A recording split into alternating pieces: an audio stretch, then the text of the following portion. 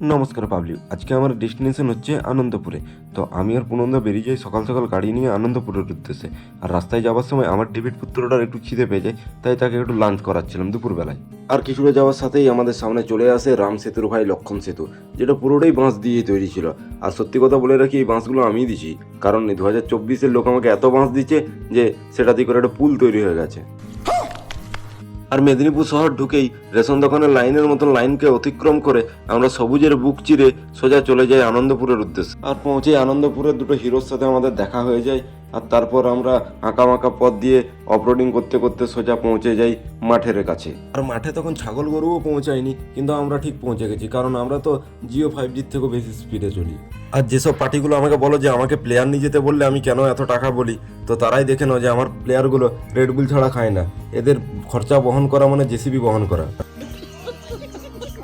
তারপর আমাদের ম্যাচ শুরু হয়ে যায়, আর টসে হেরে আমরা প্রথমে ব্যাট করার সুযোগ পাই। আর 8 ওভার করে খেলা হচ্ছিল, তো প্রথমে ব্যাট করতে যাই পুনন্দা ও শুভ। দুজনে শুরুতে খুব সুন্দর ব্যাট করে, আর কিছুক্ষণ পরেই পুনন্দা আউট হয়ে যায়। আর কালকে আমাদের টিমে উপস্থিত ছিল আনন্দপুরে সেই বিখ্যাত ব্যাটসম্যান সুদীপ দা, যাকে অনেকদিন পরে আমরা মাঠে পেয়েছিলাম। আর এদিকে জয় ও শুভ এত সুন্দর ব্যাট করছিল যে আমরা 8 ওভার শেষে 144 রানের টার্গেট দিয়েছিলাম। আর তারপরে বোলিংয়ের ভিডিও আমি করতে পারিনি, কারণ সেরকম কেউ ছিল না যে বোলিংয়ের ভিডিও করে দেবে। তো আমরা ম্যাচটা অনায়াসেই জিতে গেছিলাম। আর সেই ম্যাচেই জয় একটা চোখ ধাঁধানো শট মেরেছিল। আর এটা হচ্ছে পাল, যে আমাদের টিমের ম্যানেজার ছিল এবং দুর্দান্ত ফিল্ডার, বাজ পাখির মতন ফিল্ডিং করেছে। আর সেমিফাইনাল ম্যাচের আগে সুদীপদা নিজেকে একটু ঝালিয়ে নিচ্ছিল, কারণ অনেকদিন ব্যাট ধরেনি তো হাতে। তারপর আমাদের সেমিফাইনাল শুরু হয়, সেমিফাইনাল খেলাটা পড়ে মেদিনীপুরের একটা টিমের সাথে। আর সেই ম্যাচেও পুনন্দার শুভ খুব সুন্দর স্টার্টিং করে, তারা দুজনে 3 ওভারে 56 মেরে দেয়। তারপরে পুনন্দা আউট হয়ে যায়।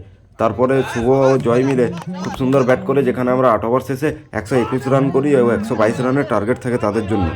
তারপরে আমরা ম্যাচ জিতে যাই এবং ম্যাচ জিতে আমরা ফাইনাল উঠে যাই, এবং সেই পরম্পরা প্রতিষ্ঠা অনুশাসনের মতন আমরা ছবি তুলে নিই, গ্রুপ ফটো তুলি এবং তারপরে একটু মস্তি করি।